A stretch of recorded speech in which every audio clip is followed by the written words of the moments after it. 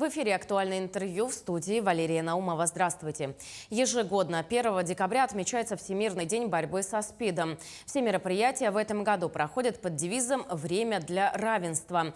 Люди во всем мире объединяются для демонстрации поддержки людям, живущим с ВИЧ, и вспоминают тех, кто умер от связанных со СПИДом заболеваний. В республике организована декада в рамках всероссийской акции «Стоп ВИЧ-СПИД». Как остановить распространение этого грозного заболевания, расскажет гость студии Евгений Кононов, заведующий отделом профилактики Центра СПИД. Евгений Александрович, здравствуйте. Здравствуйте, Валерия. В начале нашей беседы, конечно, хотелось бы разграничить, что такое ВИЧ и что такое СПИД, и в чем их различие. ВИЧ-инфекция – это хроническое инфекционное заразное заболевание, вызванное вирусом иммунодефицита человека, который медленно разрушает иммунную систему человека с формированием синдрома поврежденного иммунодефицита, или сокращенно СПИДа.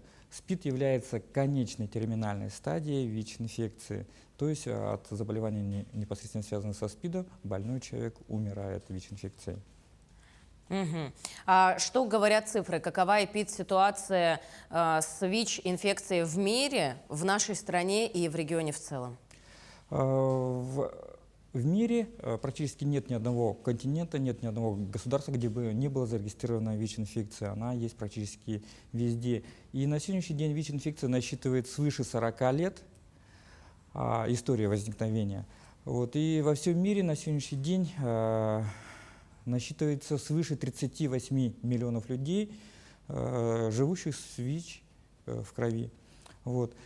И у нас в Российской Федерации насчитывается свыше 1,5 миллиона человек ВИЧ-инфицированных. Это лишь те, кто официально зарегистрированы в СПИД-центрах нашей страны. Нужно сказать, что за последние 3 года отмечается, в общем-то, снижение числа регистрации новых случаев ВИЧ-инфекции. Касательно нашей республики, по Дальневосточному федеральному округу Республика Саха-Якутия занимает 4-е место по распространенности ВИЧ-инфекции. На 1-м у нас Республика Бурятия, на 2-м у нас Приморский край, и на 3-м Хабаровский край, и на 4-м мы. Ежегодно наш СПИД-центр выявляет более 140 новых случаев ВИЧ-инфекции. ВИЧ-инфекция у нас зарегистрирована практически во всех районах, в 33. Отчет у нас идет с далекого 96-го года. С тех пор каждый месяц мы выявляем новые случаи регистрации ВИЧ-инфекции. Ежемесячно в среднем где-то мы выявляем от 10 до 12 новых случаев. На диспансерном наблюдении и учете у нас стоит более 1000 ВИЧ-инфицированных граждан. Это те, кто стоят у нас на учете, принимают лечение, наблюдаются. Евгений Александрович, вы уточнили, что в 33 районах ведется учет как раз тех, кто заболел этой болезнью. А в каких районах отмечается большее количество заболевших? Это у нас в первую очередь, конечно, промышленно развитые районы. Это Мирнинский район, Ленский, Нерингринский, Алданский, Аймиконский и город Якутск.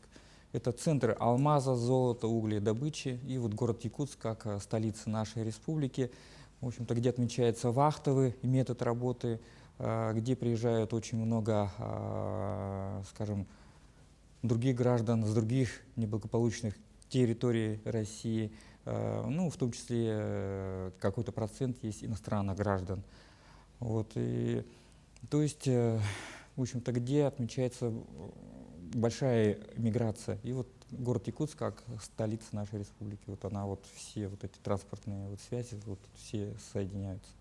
А какие пути заражения ВИЧ-инфекцией существуют? Как человек может заразиться этой болезнью? Начну с азов. Вирус в концентрации, приводящих к заражению, у больного человека находится в 4 средах. Это кровь, сперма, вагинальный секрет и грудное молоко. Соответственно, исходя из этого, существует всего лишь 3 пути заражения ВИЧ-инфекции. Это первое – это все незащищенные гетеросексуальные или гомосексуальные контакты. Второй – это через кровь. И 3-й путь от ВИЧ-инфицированной беременной мамы во время родов и при кормлении грудным молоком возможно заражение. То есть 3 пути заражения, которые наши телезрители должны знать.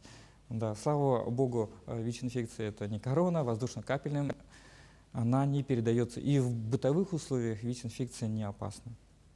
То есть все это мифы. Если пользоваться одной посудой, например, с заболевшим, заразиться никак невозможно. Совершенно верно. И укусы этих всех вот наших кровососущих насекомых, вот они к заражению ВИЧ-инфекцией тоже не приводят.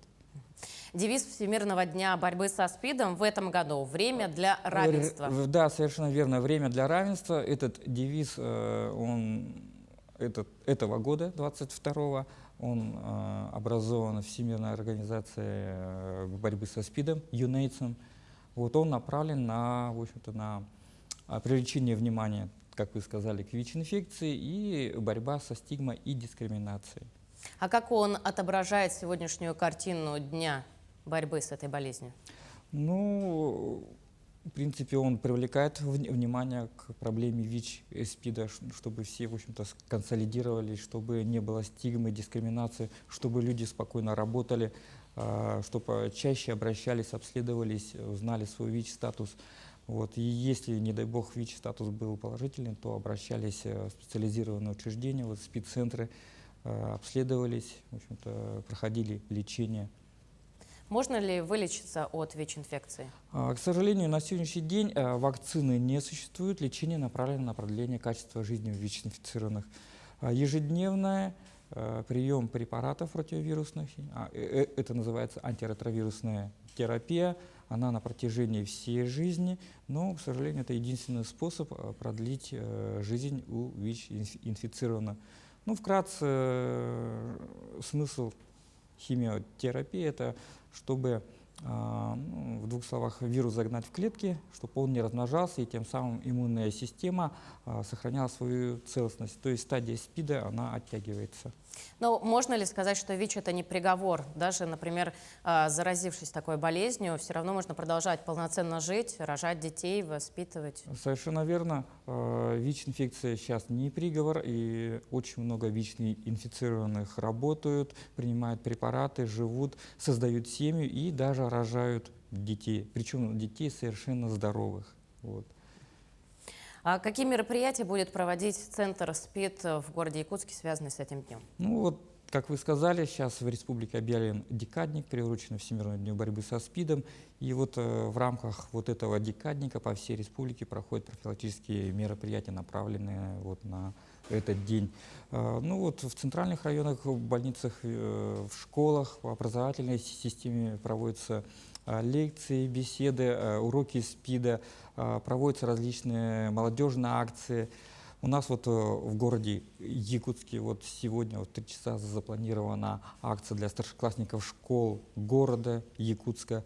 Это у нас совместное мероприятие Центром СПИД и Управлением образования окружной администрации города Якутска. И оно пройдет во Дворце детского творчества. Вот это ежегодное мероприятие.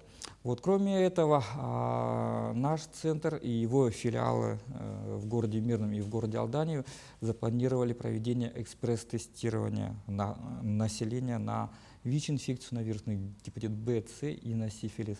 Ну, пользуясь случаем, я приглашаю всех жителей и гостей нашей столицы с 1 по 4 декабря прийти в ТРК Туймада.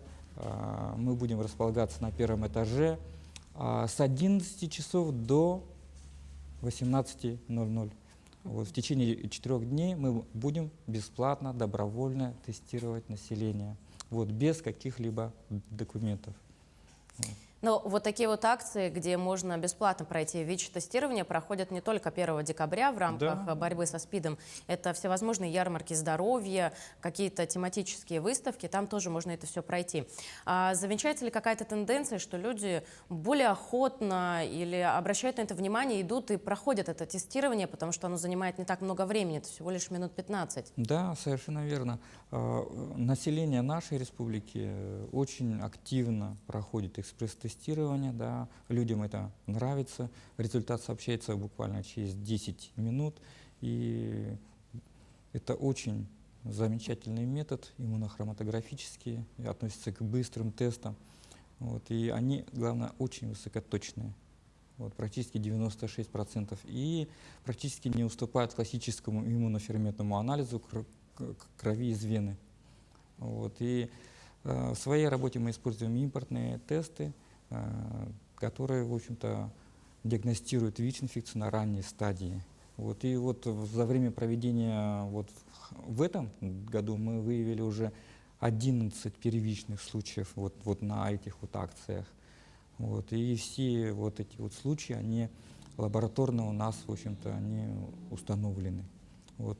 То есть вот эти вот 11 человек, они пришли к нам в спеццентр, они стали на диспансерное наблюдение, учет и принимают препараты. И, в общем-то, прогноз их жизни сейчас становится более благоприятным. Но все-таки вот это вот тестирование, оно проходит на добровольной основе, да, любой желающий может прийти. А есть ли какая-то категория граждан или кто-то, кого нужно, ну, как бы не обязать пройти, но рекомендовать или сказать, что вам очень нужно? Ну, это добровольное мероприятие, и, в принципе, вот сам вот классический ИФА-тест, он тоже добровольный, и для россиян он бесплатный, сдавая хоть каждый месяц. Жители нашей республики или районов могут обратиться на сдачу анализа на ВИЧ-инфекцию в наш спеццентр, и у нас есть 2 филиала в городе Алдане и в городе Мирном. Вот. И кроме этого, жители районов могут обратиться в центральные районные больницы, чтобы сдать анализ на ВИЧ-инфекцию. По истечении какого-то времени, вот, обычно 1, 2, 3 дня, результат будет готов. Но вы уже рассказали, что в рамках Всемирного дня борьбы со СПИДом вы проводите классные часы для школьников, для студентов. Может быть, расскажете, что вы, какой упор делаете на школьников в этом году?